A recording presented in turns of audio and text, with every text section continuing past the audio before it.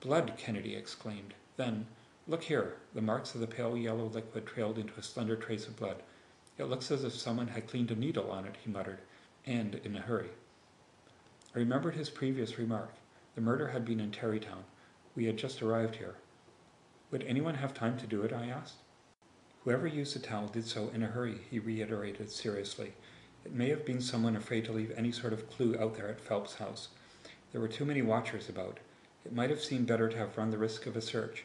With no sign of a wound on Miss Lamar's person, it was pretty certain that neither McKay nor I would attempt to frisk everyone.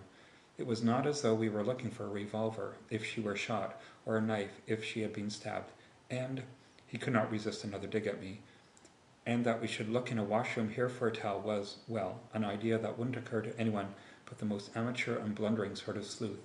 It's beginner's luck, Walter, beginner's luck." I ignored the uncomplimentary part of his remarks. "Who could have been in the washroom just before me?" I asked.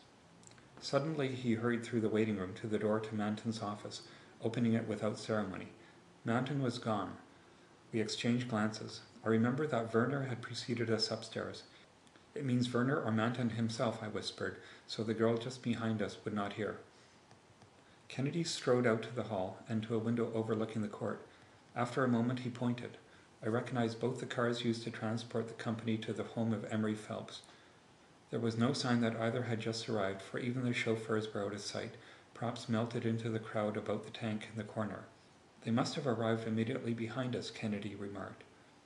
We wasted several valuable minutes looking at that water stuff ourselves. At that moment Werner's voice rose from the reception room below. It was probable that he would be up to rejoin us again. I remembered that he had not been at all at ease while Kennedy questioned him in Terrytown, that here at the studio he had been palpably anxious to remain close at our heels.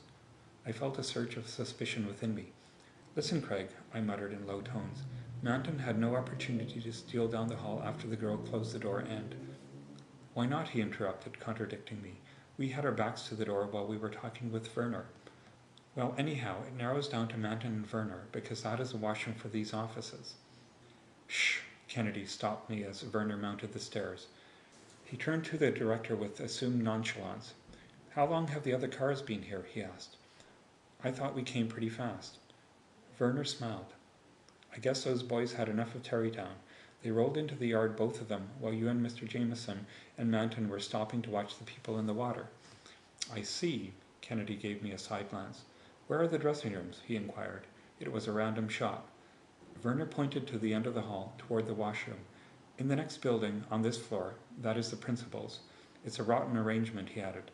"They come through sometimes and use our lavatory, because it's a little more fancy and because it saves a trip down a flight of stairs. Believe me, it gets old Manton on his ear." End of Chapter 6. Read by Wet Coast, Vancouver.